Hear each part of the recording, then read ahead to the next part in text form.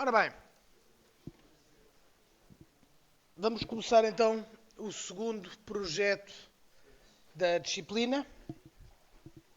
Isto vai ser vou usar o termo jogo num sentido muito lato, baseado em física. Ou seja, aqui o foco é a parte da física e uma introdução a como escrever scripts e fazer scripts em Unity. Hoje ainda não devemos propriamente fazer código, mas já vamos começar a ver como é que é estruturado um script. Portanto, o projeto inicial que vamos começar, desta vez, é aquele que está ali, DJD1 2019 Chicken Shooter. Este projeto, ao contrário do outro, que já era um projeto Unity, neste caso isto é só uma pasta que tem umas imagens, um git ignore e um readme, que nós vamos desenvolver. Desta vez vamos criar o projeto nós de raiz. Portanto, façam um clone disto, se faz favor, que é para podermos começar a trabalhar.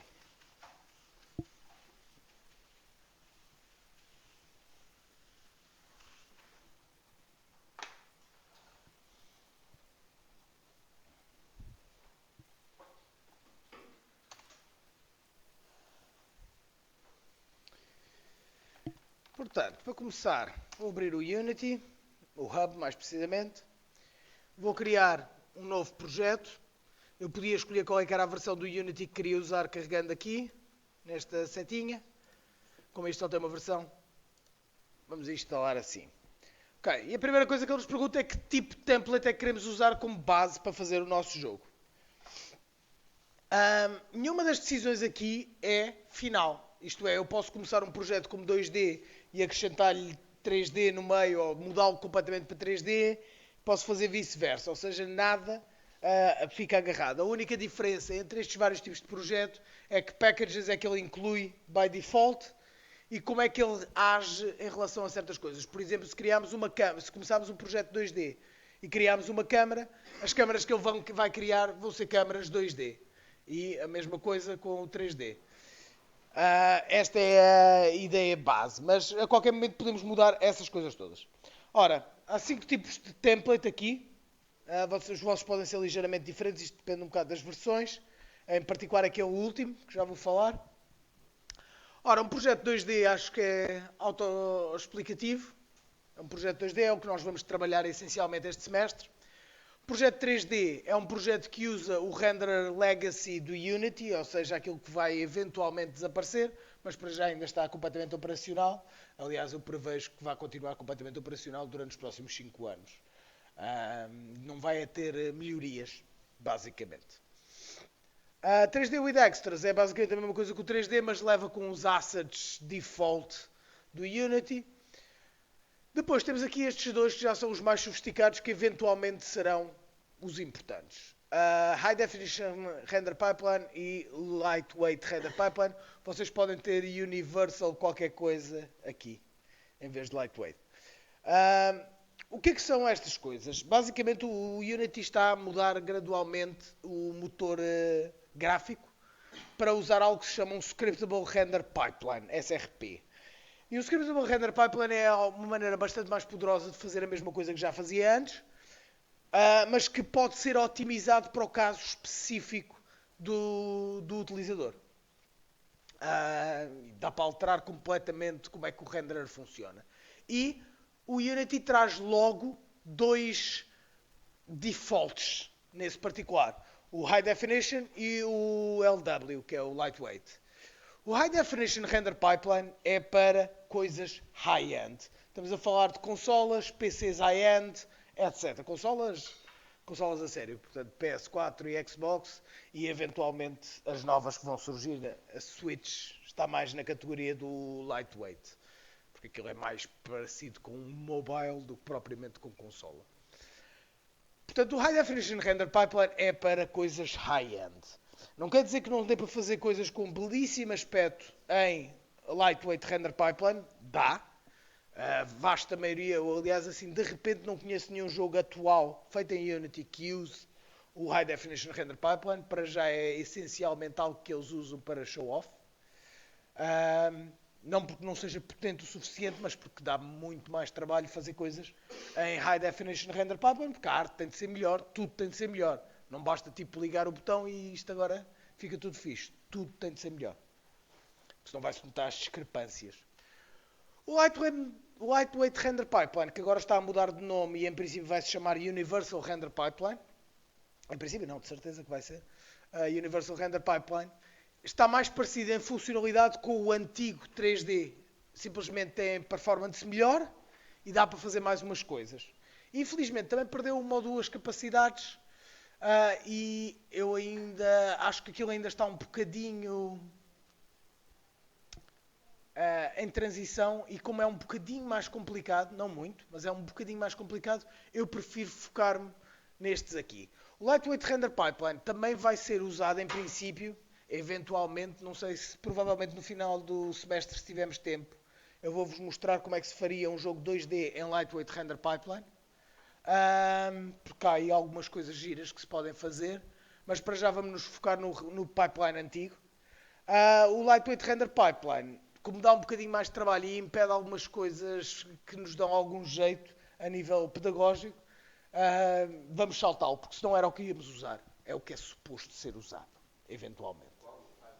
Não, o Lightweight Render Pipeline. Nós, neste caso, nós vamos este semestre, vamos trabalhar no 2D. Que usa o mesmo renderer que ele e o 3D, ou seja, o renderer Legacy. Portanto, eu vou escolher aqui o 2D. Vou dar aqui um nome ao projeto. Vou-lhe chamar Chicken Shooter. E... Sim. A mim diz que não abre. Não abre o quê?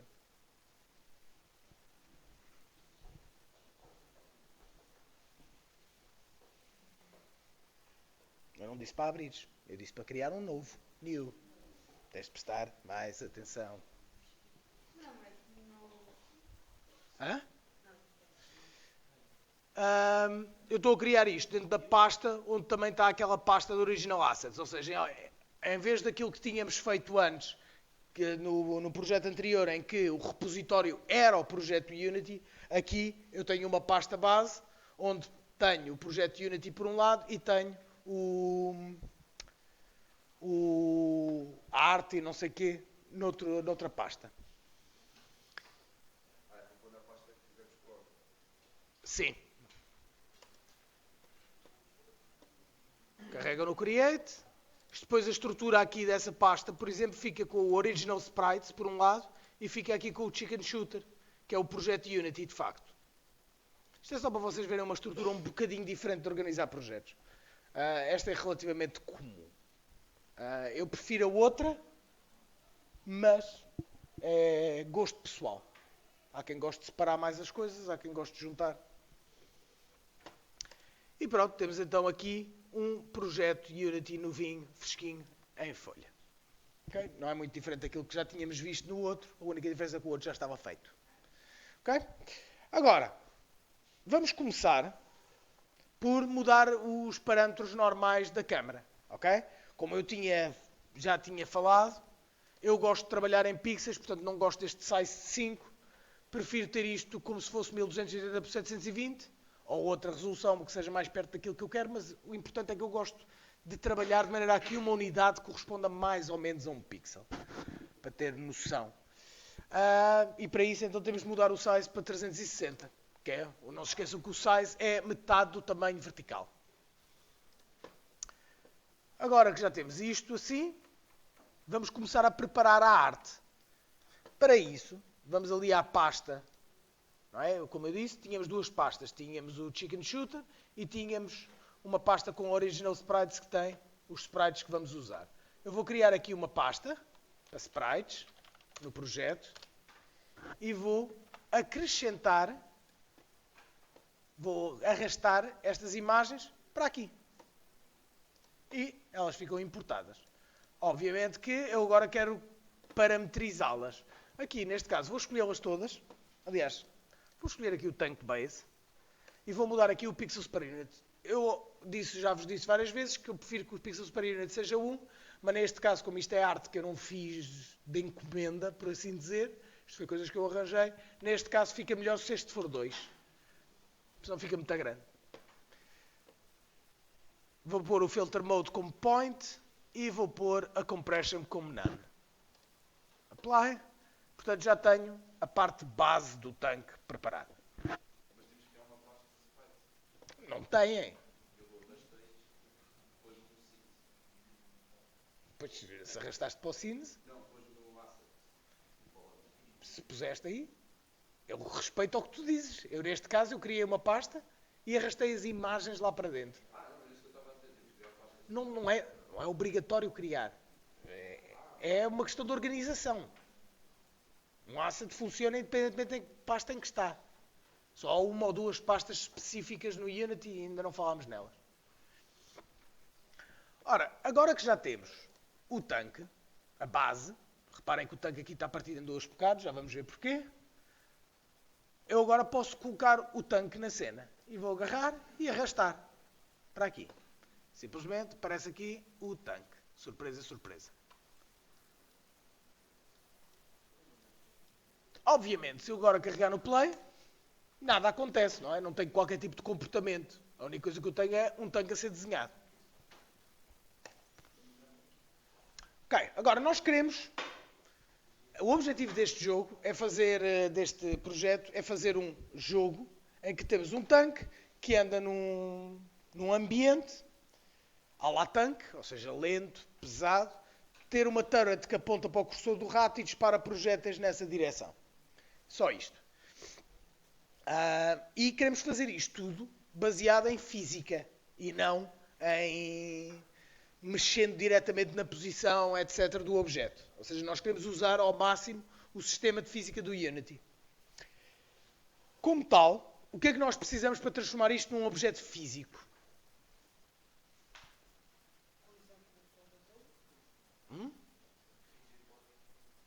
Exatamente, um Rigid Body 2D. Portanto, eu vou agarrar, fazer Edit Component, Rigid Body 2D. Okay? Já tenho isto, eu já vos expliquei no workshop para que é que serviam estas várias opções. E agora vou carregar no Play. A boa notícia é que já temos um tanque afetado por gravidade. A má notícia é que isto é muito lento. Acho que um tanque cai um bocado mais depressa. Nesse pá.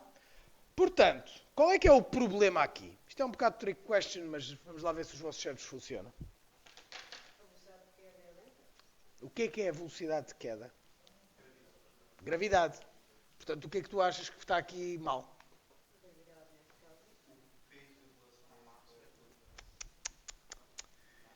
Meninos, quem é que aqui teve física? Eu acho que a gravidade está melhor.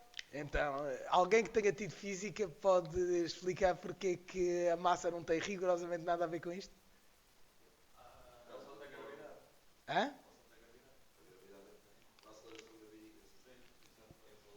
A aceleração gravítica é sempre a mesma. Não interessa se tu agarrares um objeto com 1 kg de peso e um outro objeto que tenha exatamente o mesmo tamanho, as mesmas dimensões, etc., e tenha 100 gramas, se os atirares do topo de um edifício, eles caem exatamente ao mesmo tempo. Hã?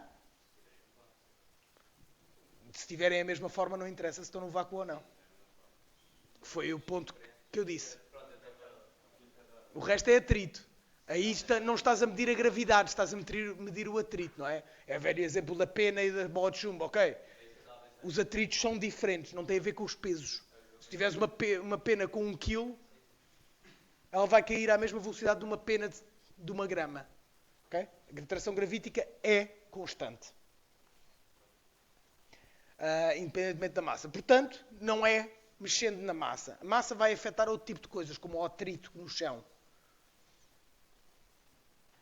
Portanto, mas estavas a ir bem.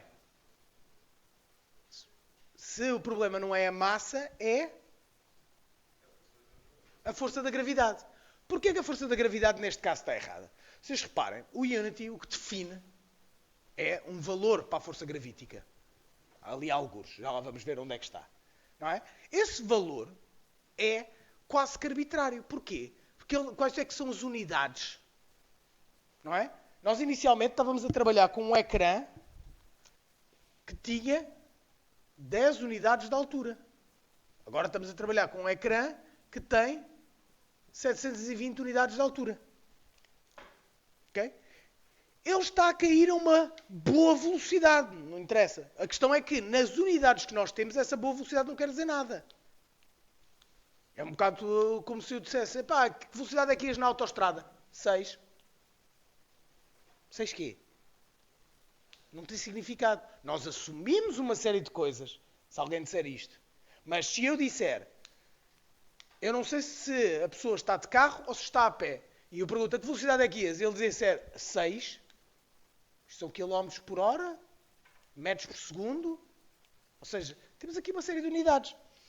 Aqui, nós ainda não lhe dissemos no fundo quais as unidades. Portanto, ele fez um default que funciona relativamente bem para este caso. Mas é olhómetro. Portanto, vamos alterar a força gravítica. Para isso, vamos aqui ao Edit, Project Settings, Physics 2D e podemos alterar aqui o Gravity. Ora, podíamos pôr simplesmente começar a aumentar este valor e ir vendo, mas podemos ser científicos acerca disto. Como eu vos disse, este valor funciona relativamente bem para isto. Mas nós temos isto. Okay? Portanto, o que nós temos de fazer é multiplicar aquele valor por 720 e dividir por 10. Que vai dar multiplicar por 72. Para manter a proporção. Mas lá está. Olhómetro. Portanto, lembro-vos que vocês podem fazer aquela coisa muito fixe no Unity, que é pôr contas aqui. Portanto, eu posso multiplicar por 72 aqui. Agora, se eu carregar no play, já o vemos a cair a uma coisa, algo que nós pensamos, ok, isto é uma velocidade realista. Yes. Sim. Multipliquei por 72.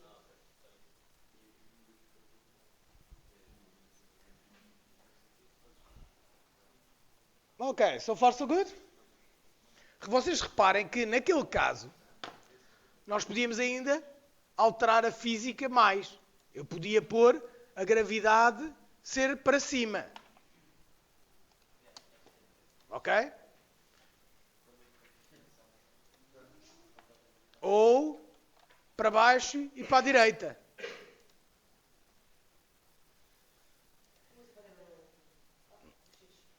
Yes.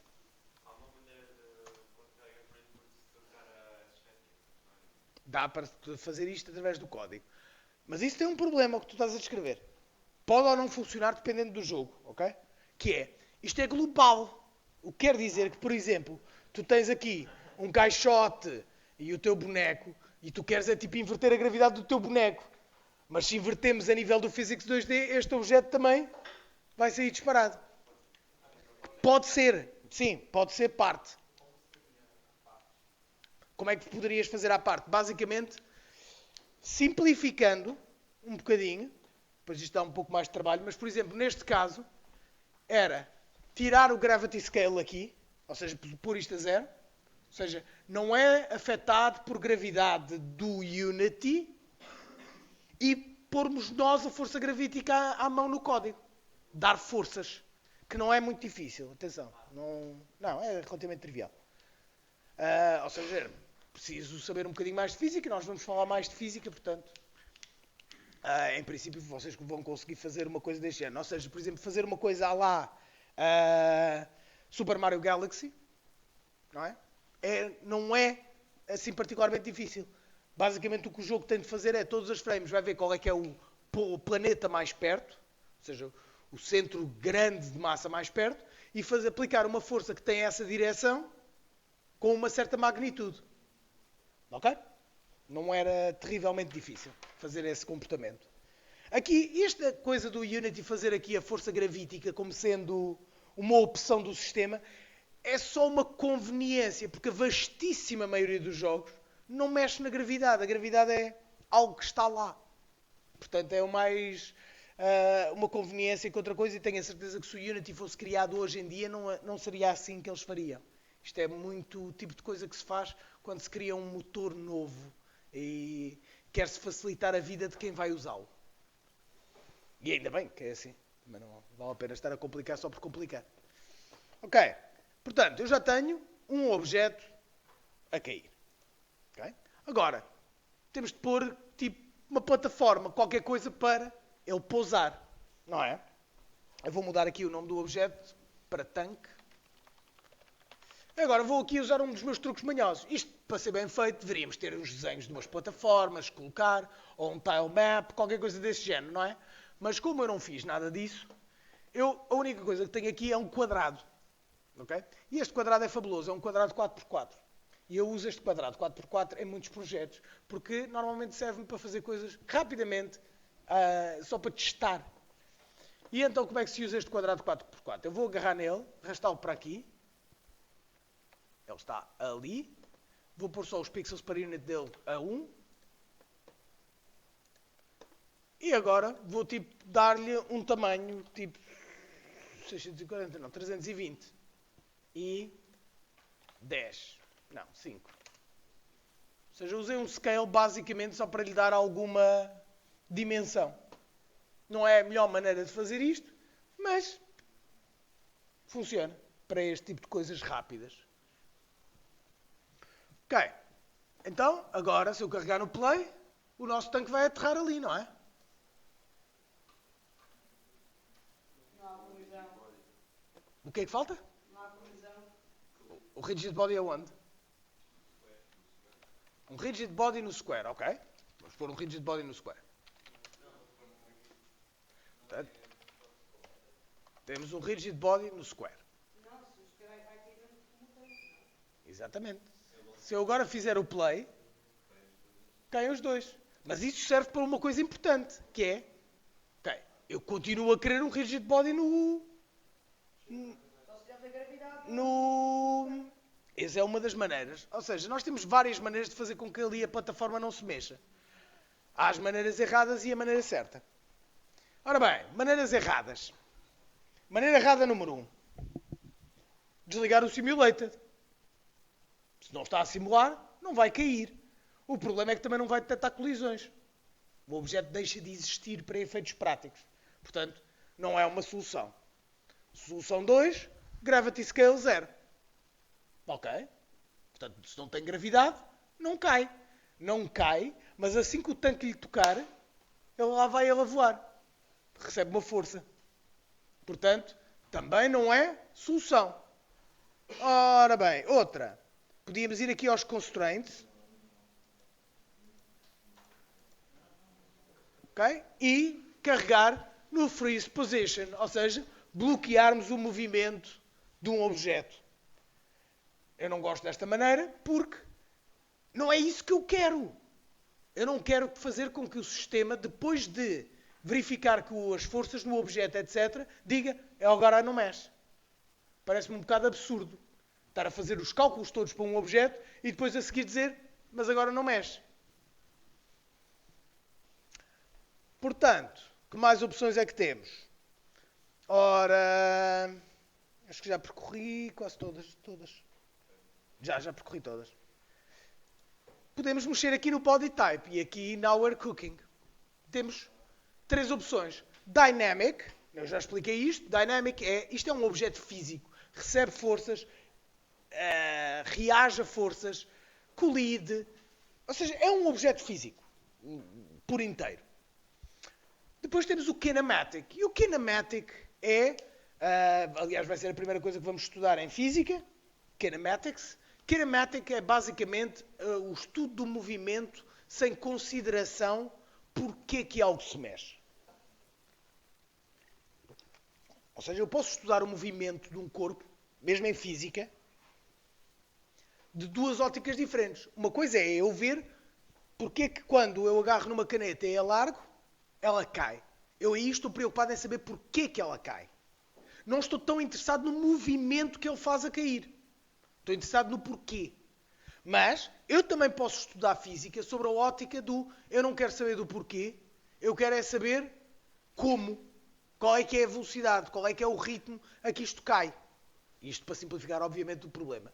Isso chama-se kinematics, em que estou interessado na parte cinética, a parte do movimento do objeto e não tanto porque é que esse objeto se está a mexer.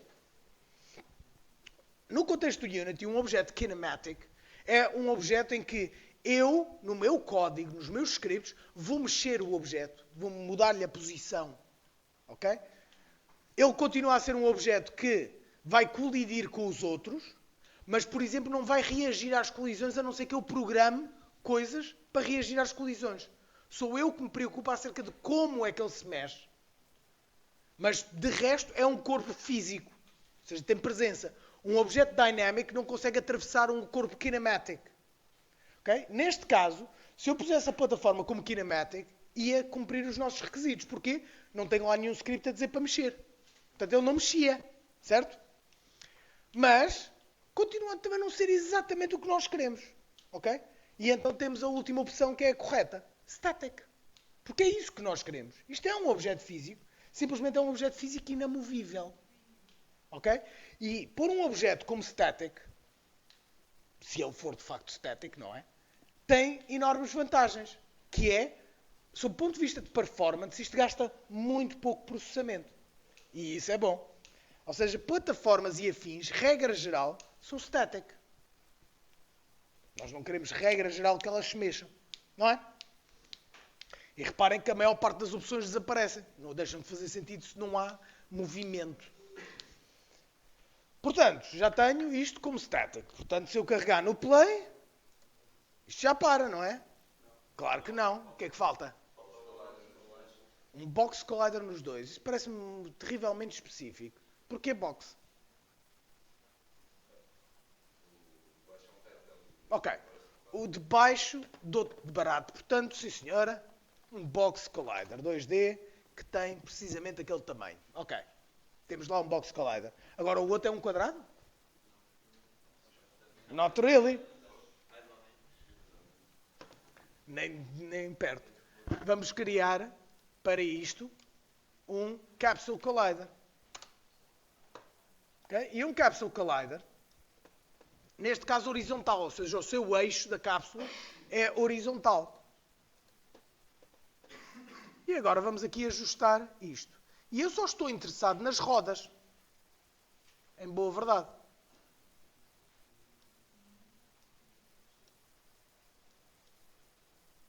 Porquê que eu só estou interessado nas rodas? Porque à partida, num jogo de tanques, o tanque não vira do avesso. Estou interessado na parte de tração. E mesmo que, por algum motivo, eu estivesse interessado em que o tanque virasse, mais valia ter dois colliders, que ficava mais adequada à forma. Há uma outra vantagem para pôr ali em baixo, e essa provavelmente é o principal motivo, uma cápsula e não um retângulo. Que é o seguinte. Vamos imaginar que o nosso cenário é assim. Ok? E isto é as rodas do nosso tanque. Se eu mexer esta caixa para aqui, ele a certa altura vai encostar aqui e nada vai fazer subir aquilo. Não é? Não é possível. Toda a força vai ser transmitida no seu vetor normal. Okay? Enquanto se isto for uma cápsula, ele vai chegar ali e como isto é arredondado, vai começar a subir, se eu lhe der força suficiente. É por isso que é boa ideia, regra geral, para player characters, de uma forma geral, usar cápsulas ou círculos. O arredondado dá jeito, diz.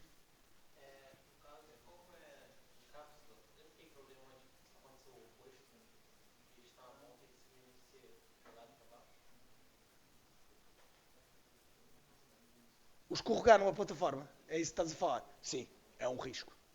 Mas aí tens várias opções para resolver. Uma é, do you really care?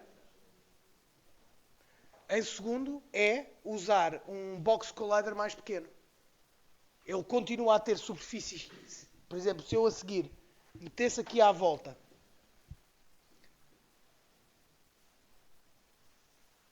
algo assim, eu continuava a ter a vantagem desta parte arredondada e, portanto, quando ele batia ali, mesmo assim era capaz de conseguir subir. E numa plataforma, isto já ficava sempre estável. Eu pessoalmente, mesmo assim, uso Capsule Colliders porque eu, regra geral, não tenho esse problema. Tu repara que, se tu usas um Capsule Collider para um character e estás na ponta de uma plataforma, ele só vai começar a cair quando tu passares deste limite. E aí provavelmente faz sentido que ele comece já a cair. Ok? Porque senão tens aquele... Apesar de que há maneiras. Por exemplo, tu podes simular o chamado Coyote Time. Ou seja, tu consegues simular, bloqueá-lo. Ou seja, há quanto tempo é que tu não estás na plataforma? 200 milissegundos. Ok, então ainda não começas a cair. Ou seja, tu consegues impedi-lo de cair em certas circunstâncias, se quiseres. Portanto, pessoalmente, eu prefiro isto. Porque, por exemplo, caixas vão ter comportamentos esquisitos em planos inclinados. Não é? Porque, num plano inclinado, uma caixa vai ter tendência a obrigar o objeto a rodar. A não ser que não deixes rodar. Mas se não deixas rodar, vamos ter um comportamento ainda mais estranho. Que é ter um plano inclinado e tem um objeto que está aqui a penetrar ou que está a voar no ar. Das duas, uma. Portanto, de regra geral, eu não gosto muito de caixas. Apesar de que era o que se podia fazer. O Capsule Collider no Unity é relativamente recente. É para aí do ano passado. Acho eu, se não estou em erro. Ou seja, até há muito pouco tempo atrás, tínhamos de usar quadrados. Aliás, a forma mais normal, na maioria dos jogos, era usar um círculo, usar uma caixa e usar outro círculo. Tudo sobreposto. Não é tão bom como uma cápsula, mas basicamente está a fazer o trabalho da cápsula. Ok? Mas atenção, estas coisas que eu estou a dizer são rule of thumb. Quase tudo. Experimentem as coisas para ver se cria problemas. Porque em alguns jogos isto pode ser um problema gravíssimo, noutros não é. Esta coisa de subir de graus, numa boa parte dos jogos, não é um problema. Não é? Alguns jogos é. Por exemplo, jogos tile-based, de regra geral, isto não é um problema. Porquê? Porque ninguém faz meios tiles.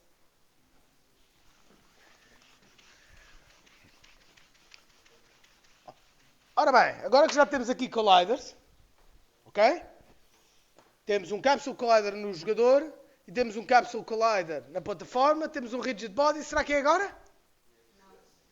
Vamos ver se é agora. Eu gosto do imprevisto. Ok. Problema do bounce. Porquê?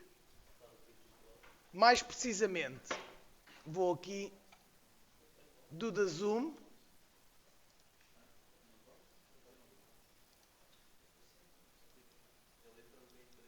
Um bocadinho a favor. Não só é grave que ele entre, porque se nota claramente que entrou, como esta resposta que ele está a fazer para o tirar lá de dentro, em certos casos pode falhar e pode começar a empurrá-lo para o outro lado. Isto acontece. Ok?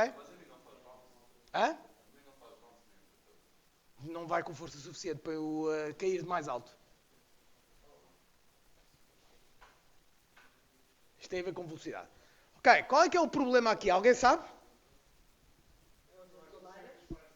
Então, não é como é que se resolve. Qual é que é o problema?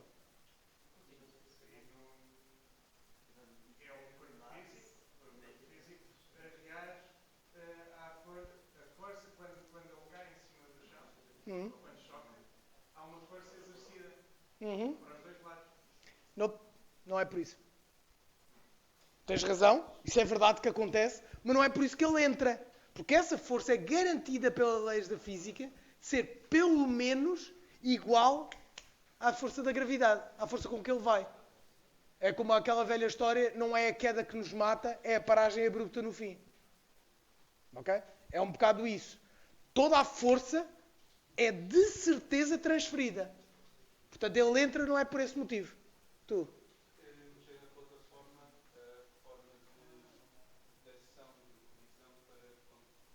Isso é uma solução, não é o motivo.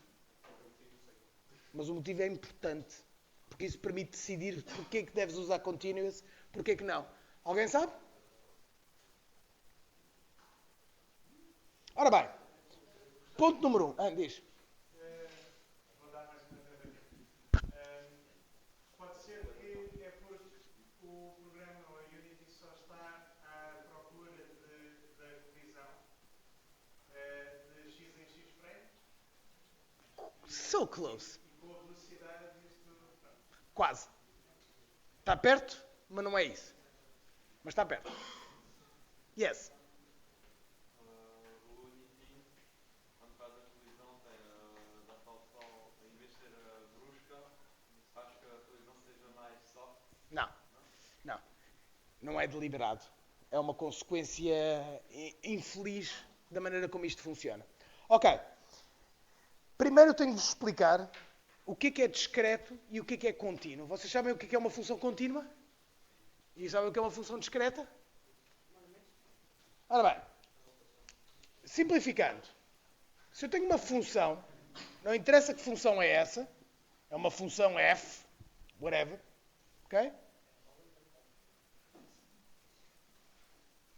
Isto é uma função contínua, ok? Ela move-se continuamente no espaço.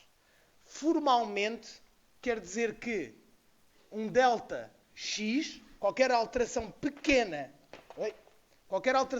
aqui, portanto, o delta x ser menor que um certo epsilon, que é uma medida pequena, implica que a sua mudança em y também é menor que um epsilon. Okay? Portanto, basicamente, quer dizer que se eu me mexo pouco em x, também não me vou mexer muito em y. Isto é uma função contínua. Okay? Só que em computadores raramente coisas são contínuas. Okay? Portanto, esta função também, esta outra função a vermelho, sou daltónico ainda por cima, pelos vistos.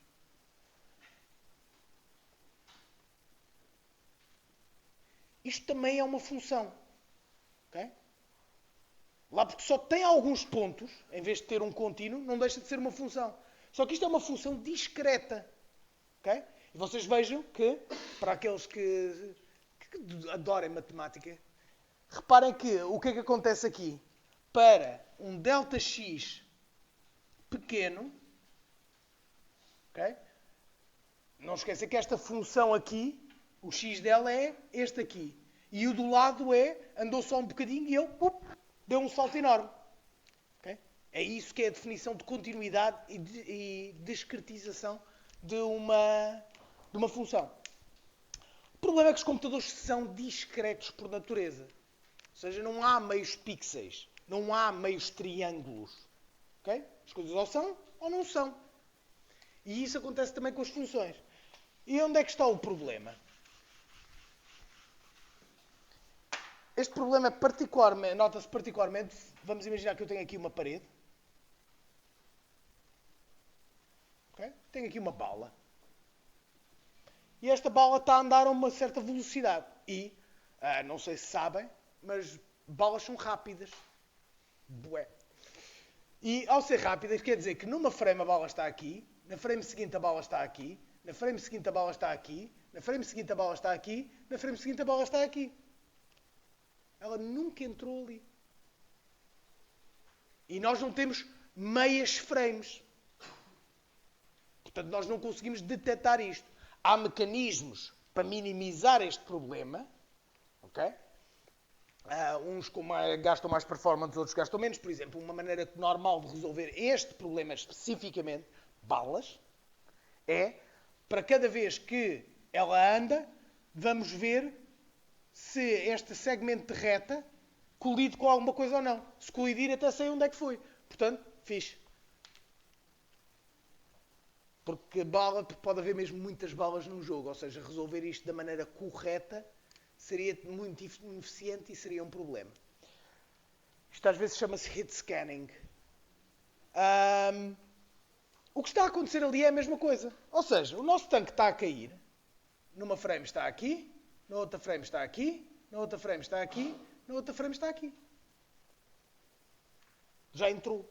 E, portanto, agora ele depois começa a empurrá-lo para fora.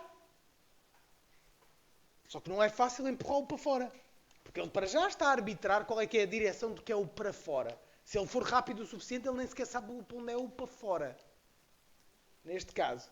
Que é ainda mais dramático. Portanto, como é que isto se resolve? A melhor maneira, neste caso concreto, e eu já vou explicar o que é este caso concreto, é dizer ao Unity, olha, gasta um bocadinho mais de performance, mas verifica a colisão continuamente. Okay? Portanto, nós podemos chegar aqui ao tanque, não é à plataforma, e dizer Collision Detection Continuous. E se eu fizer play agora, ele cai e para no momento. Okay? Isto gasta mais processamento. Okay? Isto não é barato. Muito pelo contrário. Até é bastante pesado. Okay? Mas para um objeto não é um problema. A questão do não é um objeto é que nós vamos ter de começar a decidir que objetos é que isto é importante. Okay? A minha regra, mais ou menos de ouro, é se é um objeto que se está a mexer muito depressa, ou se é um objeto principal. E o que é que eu chamo de um objeto principal? O jogador, por exemplo. O jogador está a olhar para ali. O jogador vai ver. Se fosse um inimigo que fizesse o mesmo aqui nos cantos do ecrã, o jogador não ia notar. Ou era altamente improvável que o jogador notasse o suficiente para o chatear. No personagem chateia. Porque o jogador está com a atenção toda focada ali. Ou seja, é preciso escolher. E porquê que eu estou a dizer que isto é tão dramático? Vocês não se esqueçam que a detecção de colisões é o que se chama um problema ON². E o que é que quer dizer um problema ON²? Para o pessoal de informática a sério, hardcore, isto é complexidade algorítmica, é todo um campo científico de estudo. Mas na prática o que isto quer dizer é que se eu tenho 3 objetos na cena, eu tenho de detectar a colisão de A com B, de A com C, de B com A e de B com C. De C com A e de C com B. Obviamente que algumas destas podem ser redundantes. Podem, não são necessariamente. É o que eu acabei de dizer.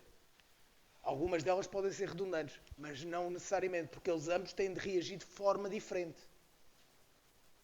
Porque se um objeto for muito mais pequeno que o outro, um vai se mexer, o outro não. Mas podemos fazer, não há problema. Tá. Para não confundir mais, A com B, B com C e A com C. Okay? Agora, se eu acrescento um objeto, só um, quer dizer que eu agora vou ter de fazer A com D, B com D, C com D, um objeto, mais 3 colisões. Se eu pusesse mais um objeto, mais 4. Ou seja, à medida que eu vou aumentando o número de objetos, o número de detecções é exponencial. E porquê que isto é grave? Porque um tipo tem muitos objetos a colidir. Se são todos continuous, que era aquilo que nós gostávamos, isto morre.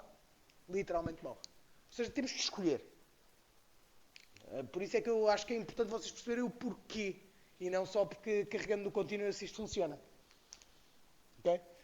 Por isso que os porquês às vezes são importantes. E, portanto, rule of thumb. Personagens principais, continuous. Coisas que não são críticas, não continuous. Coisas que se mexam muito depressa, regra geral não se tem hipóteses não continuous. Ou aquela técnica que eu disse do it scanning. Mas isso implica programar a detecção de colisões à mão. Mas reparem que muitos jogos fazem isso, até por outros motivos. Vocês reparem que, na maior parte dos first person shooters, não é todos, mas na maior parte, uma sniper rifle nem sequer tem projétil. Exceto talvez no sniper elite por motivos óbvios. Mas é uma exceção, não é uma regra. Ou seja, basicamente nós um jogo como o Overwatch, na sniper rifle, carregamos no fire, ele verifica imediatamente se houve um hit ou não. Não faz propagar. Porquê? Precisamente é muito mais barato.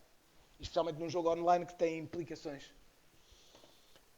Ora, portanto, já temos então um tanque e esse tanque aterra em cima da plataforma. Espetáculo, ship it. Agora, nós queremos fazer o tanque mover-se. Esquerda ou direita. Vamos fazer algo simples. Para isso, temos de acrescentar comportamento. Não é? Como é que nós acrescentamos comportamento em Unity? Script. Portanto, vamos agora então criar aqui uma pastinha, porque tudo organizado é boa ideia. Não se esqueçam que, regra geral, na maior parte dos projetos que vocês vão ter até ao final do ano, até ao final do curso, há uma pequena percentagem dos vossos trabalhos que a avaliação inclui a organização. Ok? Portanto, e se eu tenho de ver mais um fecheiro de sprites chamado Sprites 4 Final, mesmo Final, eu dou-vos um tiro. Ok? E agora, Create C# Script. E vamos chamar a isto Tank Control. E vou associar este script ao meu tanque.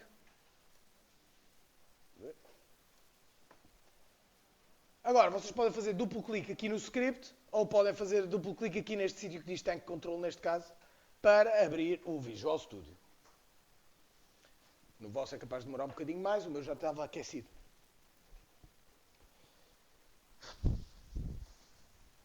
E isto, bem-vindos ao mundo dos scripts. Dá para adicionar um script antes de alguma coisa do script? Dá para adicionar antes de escrever alguma coisa do script? Ele está a dizer que não consegue. Eu vou usar os meus poderes telepáticos e pensar assim. Alguém criou um script, carregou no Enter quando foi a altura de lhe dar o nome e depois fez rename. Não dei rename, mas carreguei Enter quando dei nome. Hã? Não dei rename, mas quando pus o nome, carreguei no Enter. Não dei rename, só dei nome uma vez.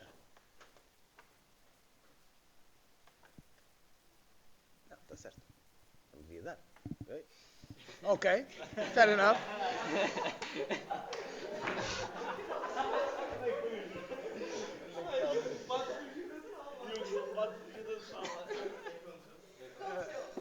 Fucking weebs. Ele diz que não consegue. Porque tu deixaste um espaço entre tank e control. Nunca se dá fecheiros. Agora é melhor pagar e fazeres outra vez. Eu tenho o Visual Studio 2019 e 2017. Sim. E quando eu abro aqui, abro-me automaticamente 2017. Não para alterar para 2019. Mas agora num CS depois tem as coisas do Unity instaladas. Mas pronto, depois vês isso. Mas vamos ir aqui ao Preferences. Pois é, eu estava. Maldito justo.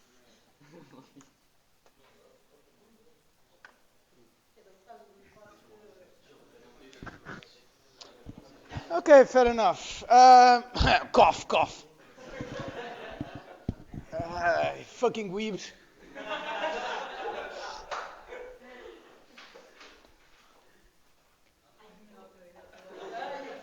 E acho que vi aí umas cat ears também, portanto não só weeb como furry. Ora bem.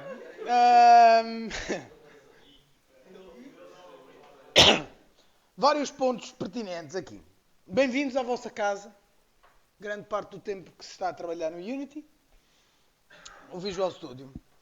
Para aqueles que não sabem, o Visual Studio é a melhor ferramenta do universo para trabalhar com código. Não existe nada que seja sequer vagamente parecido. Digam lá os outros gajos o que disserem.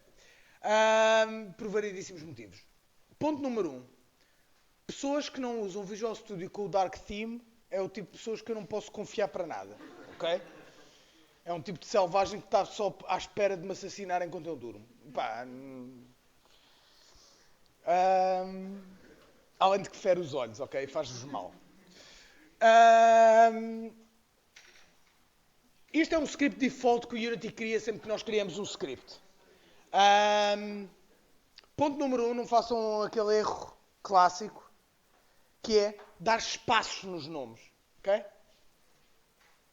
Game developers não usam espaços nos nomes. Nunca. Em condições nenhumas. Sejam fecheiros de arte, sejam fecheiros de 3D, sejam fecheiros de código, seja o que for. Isto é um problema à espera de acontecer, ok? Há plataformas que não suportam sequer espaços nos nomes dos fecheiros. E podem dar raio e às vezes são bugs muito, muito tramados de se encontrar. Ok? Sentem mesmo a necessidade de pôr um espaço, ponham um underscore. Ok? Ok, número 2. Este script, isto é construído default pelo Unity. Ok? Isto dá para alterar o que ele cria by default, mas normalmente this is good enough. E se não for good enough, um tipo apaga e põe o que quiser e pronto. Okay. Agora, eu tenho que fazer aqui uma pequena explicação sobre as diferenças entre vários componentes, que eles confundem-se um bocado no que diz respeito à programação em Unity.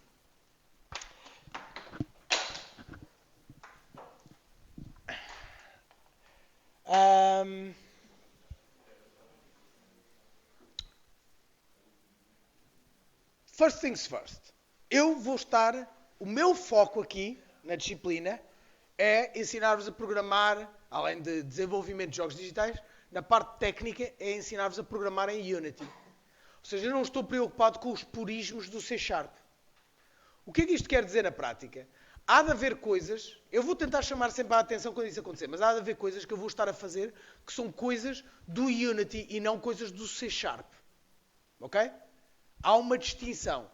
O C# é uma linguagem de programação que nós usamos dentro do Unity. Mas o C# também é uma linguagem de programação que é usada para outras coisas.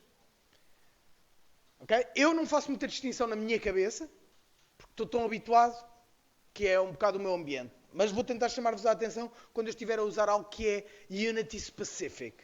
Ok? Esse é o ponto 1. Ponto 2 é explicar a diferença entre C#, .NET e o Mono. Ok? First things first. C#. C# é uma linguagem de programação. Okay? Não sei se o professor Fachada vos fez a lavagem cerebral, porque é que o C# é a melhor linguagem de programação do mundo a seguir ao C++. Se não fez, devia ter feito. Mas é de facto uma das melhores linguagens de programação e eu sei programar e programo fluentemente em 12 linguagens de programação. Portanto, I'm kind of an expert. O C# é das melhores linguagens que existe, porque combina muitas das características ótimas das linguagens de baixo nível como o C e o C++, mas tem os paradigmas mais sofisticados e mais elaborados, mais simples de utilizar, de linguagens de alto nível como o Java, o JavaScript ou o Python. Vocês podem, em C# vocês não têm de se preocupar, por exemplo, com alocações de memória. Não sei se vocês se lembram, a introdução à computação, que tinham de andar a fazer mallocs e frees, e não se podiam esquecer do free, e coisas desse género. Em C# não é uma preocupação isso. Okay? É uma preocupação de usar corretamente a memória, mas não têm de andar aqui a fazer mallocs e frees e etc. Okay? Por outro lado, é possível sempre no C# criar interfaces que vão aceder diretamente ao C e ao C++. Ou seja, se por algum motivo vocês precisassem de fazer algo que fosse brutalmente eficiente e que o C# não se aguentasse à bronca, podiam facilmente fazer um módulo em C ou C++ e ligá-lo. E isso é uma vantagem muito importante em muitos casos. Aliás, este é o caso clássico. O Unity é feito em C++. Lá por baixo. Okay? E isto oferece uma portal para os inner workings. Okay? Next. O C#. Historicamente foi uma invenção da Microsoft como resposta ao Java. Ou seja, o Java estava a começar a ganhar muita popularidade e a Microsoft queria ter uma coisa que fosse equivalente, que fizesse o mesmo género de coisas. Curiosamente, não foi um fiasco monumental esse esforço na área em que eles estavam a apontar, mas de resto, apesar de tudo, o C# tornou-se uma linguagem quase tão importante como o Java no contexto geral das coisas. O que é extraordinário, tendo em conta que aquilo foi tudo aos tropeções, não é? Estamos na versão 8 do C#. Portanto, esta é a versão que vamos andar mais focados. Se bem que não há assim umas diferenças gigantes entre eles. Okay? Como isto é proprietário da Microsoft,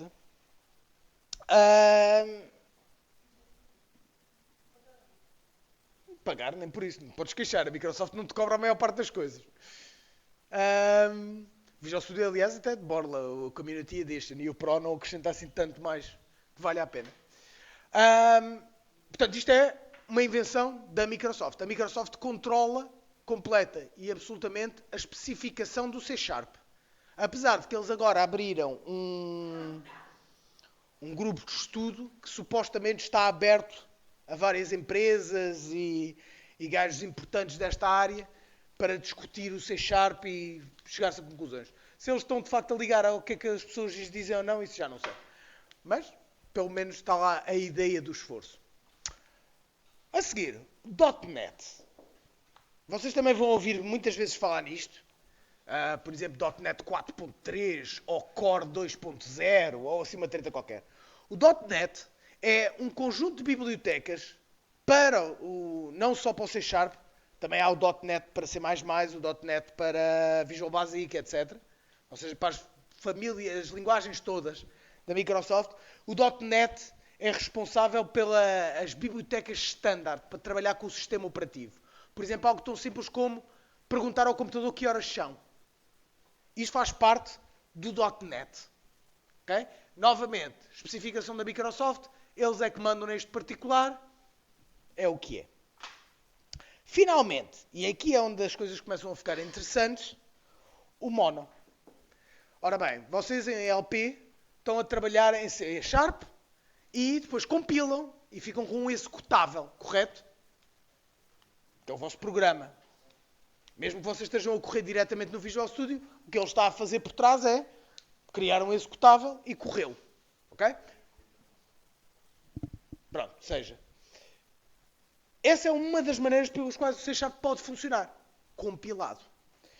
Mas o C Sharp também pode funcionar embebido, que é o caso do Unity. Em que o C Sharp não está a ser compilado num executável, é simplesmente compilado em algo que se chama o MSIL, Microsoft Intermediate Language, que é parecido com o código máquina, mas não é exatamente igual. E isto depois corre em cima de algo que se chama uma VM, uma Virtual Machine, que corre este código o mais depressa possível. Fazendo compilações parciais, etc. Isto era a realidade do C Sharp até há relativamente pouco tempo, não, já há uns anos largos, em que houve um conjunto de indivíduos que olharam para o C Sharp enquanto linguagem de programação e disseram: pá, eu gosto disto, esta linguagem de programação é fixe, mas era fixe mesmo, era isto de correr em Linux.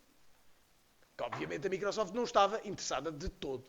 Mas esse conjunto de pessoas reuniram-se e criaram um projeto open source chamado Mono.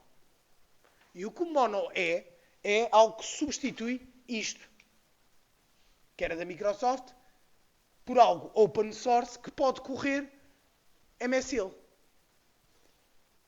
O Unity usa o Mono por baixo para correr os scripts C Sharp. Porquê que o Mono é fixe e é interessante? O Mono depois resultou numa empresa chamada Xamarin, que o ano passado foi comprada pela Microsoft.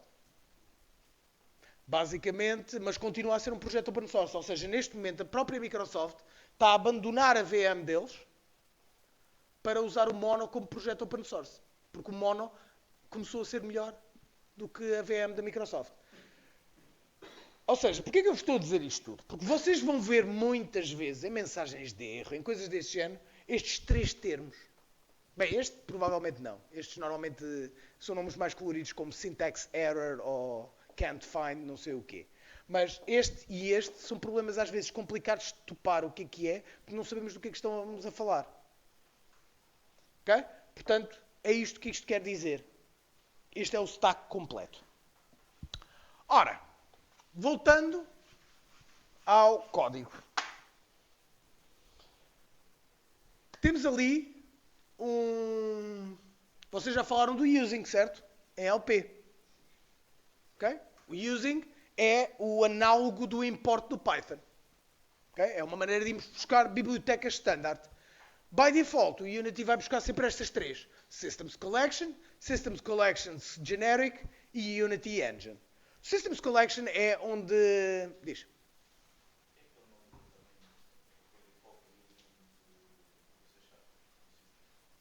Porque, regra geral, tu não precisas dele. No contexto... Porque, repara, o que é que faz o System? O System é coisas relacionadas com o sistema. Só que as coisas do sistema, regra geral, estão escondidas atrás do próprio Unity Engine. Ele é que sabe tratar.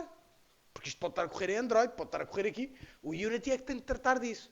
Ou seja, o System Collections e o System Collections Generic, pá, não fazia sentido o Unity implementar os seus próprios, porque estamos a falar de listas, dicionários, esse tipo de estruturas, mas o resto está tudo atrás do próprio Unity. Daí o using Unity Engine. Não quer dizer que não se use o system de vez em quando. Há certas coisas, tópicos mais avançados que nós vamos falar, em que é preciso usar o system. Mas, tipicamente, a vastíssima maioria dos scripts não usam. Por exemplo, tenho quase a certeza que todo o Space Shooter, por exemplo, aqueles scripts todos, nenhum deles usa o system. Não precisa. Ok? Ora, portanto, a primeira coisa que fazemos ali é dizemos, usamos o Collections Generic e o Unity Engine. Ora, o Unity Engine, aquele using, desculpa, é polémico, porque inclui uma grandíssima parte do Unity logo, à partida. O Unity, eles agora estão a tentar partir o Unity em bocados mais pequenos, mais funcionais. Ou seja, para podermos usar só a funcionalidade que queremos. Há uma coisa que se chama microgames, que é neste momento um jogo, por mais pequeno que seja em Unity, mesmo que só tenha uma cena que aparece um boneco, ocupa logo não sei quantos megas. Logo à partida. E eles agora estão a tentar fazer um sistema para poder criar os chamados microgames, que são coisas executáveis que ficam minúsculos. Só que para isso é preciso dividir tudo em pedaços e é o que eles andam a fazer ultimamente. Mas para já, como não estão, a vasta maioria do Unity está disponível através daquele import, do Unity Engine. Há mais uns quantos que vamos ter de usar em diferentes condições. Por exemplo, a parte de UI está separada, a parte de Scene Management também, a parte de IA também, mas de uma forma geral quase todo o engine está ali enfiado. A seguir, começamos a entrar na parte mais sumarenta. Estamos a criar uma classe. Okay? Vocês lembram-se de classes de Python? Ainda não falaram de classes em LP, correto? Não. Ainda não. Pronto. Mas isto é exatamente, conceptualmente é a mesma coisa que uma classe em Python. Há aqui uma diferença fundamental, que é aquele public. Okay? Enquanto no Python, se vocês se lembram, uma classe ou qualquer coisa, nós podíamos aceder a tudo o que estava dentro da classe, podíamos ir a todas as funções, todas as variáveis, podíamos ir lá, mexer no que quiséssemos. Nestas linguagens mais sofisticadas, como o C++, o Java, o C#, isso não é assim. Nós podemos definir níveis de proteção. Nós havemos de falar, ou eu ou o professor Fachada, havemos de falar mais sobre esses níveis de proteção, mas essencialmente public não quero proteger isto. Isto é tudo livre. Reparem que a classe Tank Control é pública, mas as coisas que estão dentro dela não. Ou seja, há controle a esse nível. Okay? É só a ideia de haver uma classe Tank Control, neste caso está pública. E tem de ser public, porque o Unity tem de poder aceder à classe que nós estamos a criar. A seguir, keyword class, porque estou a criar uma classe, e o nome da classe, neste caso Tank Control. E muito importante é que este nome tem de ser igualzinho ao nome do fecheiro. Case sensitive e tudo. Okay? Senão não vai funcionar. A seguir, aquele 2 pontos basicamente quer dizer, não é necessário, é opcional, mas a seguir 2 pontos monobehavior, estamos a dizer esta classe descende da classe monobehavior. E o que é a classe monobehavior? Classe monobehavior é essencialmente um tipo, um monobehavior, é uma classe que descende de behavior, que é uma classe que descende de component, que é uma classe que descende de Unity Engine.object, que por sua vez descende de object. Fantástico, não é? Não interessa particularmente. Interessa que é um componente. Porquê que temos aqui behavior e aqui monobehavior? Porquê aqui o mono? Porque antigamente o Unity permitia-se fazer scripts em JavaScript. Ou seja, havia algo que ninguém via porque o JavaScript é um nojo, que era o JS Behavior. Agora já não existe, portanto agora até já podiam ser a mesma coisa verdadeiramente, mas sim, o JavaScript é uma abominação aos olhos do Senhor, ok? Sendo o Senhor eu. Portanto, o que é um behavior? Um behavior é um componente. Portanto, tudo isto são componentes, não é? A diferença de um componente para um behavior é que um componente é algo mais intrínseco ao engine. A partir de um componente é algo que é definido pelo próprio engine. Enquanto um behavior é algo que pode ser acrescentado, que é aquilo que nós estamos a fazer. Ok? Que traz mais uma série de funcionalidades que a nós nos interessa. Daí esta hierarquia. E daqui para trás não interessa. Ok? Portanto, nós aqui estamos então a criar a tal classe que é de tipo, chamada Tank Control, que é pública e que descende de MonoBehavior. Todos os nossos componentes vão descender de MonoBehavior, a não ser que descendam de uma classe nossa que descende de MonoBehavior. Ok? A seguir, temos ali duas funções, dois métodos, Start e Update. E esses pertencem a algo, reparem até que a cor é um bocadinho diferente. Isto é parte do chamado Life Cycle do Unity. Nós vamos falando, eu podia agora dar-vos aqui, explicar-vos o Life Cycle do Unity todo.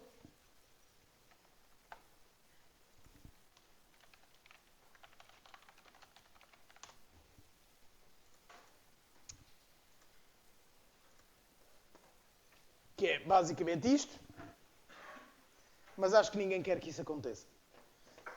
Prefiro irmos falando dos vários elementos disto à medida que vamos precisando deles. E o que é o life cycle de um objeto, de um behavior? Basicamente é o que é que acontece quando um objeto é criado. Então, quando um objeto é criado, o método awake vai ser chamado. E depois o que é que acontece? O método start vai ser chamado. E o que é que acontece depois disso? Etc. E, finalmente, quando destruímos o objeto, vai ser chamado o método onDestroy. E há muitos métodos para coisas diferentes que acontecem enquanto um objeto está vivo. Ok? Isso é o life cycle de um objeto em Unity. E nós vamos ver vários elementos deste. Neste momento, estes são os dois provavelmente mais... Importantes não é bem a palavra, porque nem faz sentido atribuir a importância, mas dos mais comuns, dos mais usados. Ok? O start é chamado quando todos os objetos de uma certa cena já estão inicializados. Ou quando eu crio um novo objeto, mas ainda não desenhei. Ou seja, fica ali alguns temporalmente entre criar um objeto e desenhá-lo pela primeira vez. Ok? E o start é chamado só uma vez por cada objeto. É onde nós fazemos a inicialização do objeto de uma forma geral. Okay? Há outros sítios onde podíamos fazer isso, mas baby steps. Okay? Isso é o start. Depois temos o update. O update é o mais usado deles todos. O update é chamado todas as frames. Todas as frames, todos os behaviors, o update vai ser chamado. Okay? Uma consideração importante tem a ver com ordem. Okay? A ordem não é garantida. Isto é, se eu tiver dois objetos diferentes, com dois behaviors diferentes ou iguais, não é garantido que este corra primeiro que este ou que aquele corra primeiro que o outro. Ok? A única coisa que nós sabemos é que o start vai correr sempre antes do update. E o update vai correr sempre antes do late update de todos. Okay? Porque não é por objeto. Primeiro correm todos os starts, depois correm todos os updates, depois correm todos os updates outra vez, todos os updates, todas as frames. Ok? São sempre chamados em bloco. Mas a ordem pela qual são chamados em diferentes objetos é, para todos os efeitos práticos, aleatória. Ou como se fosse. Não é aleatória, mas é como se fosse. Okay? Não se pode prever, não se pode controlar. Ok? E pronto, foi onde ficámos na aula da manhã também, portanto não quero avançar mais, também só faltam 12 minutos. Acho que não vale a pena. Próxima aula, vamos começar a encher isto de código. E dominar esta coisa completamente. Ok? Vetores, não é por isso. Folhas de presença.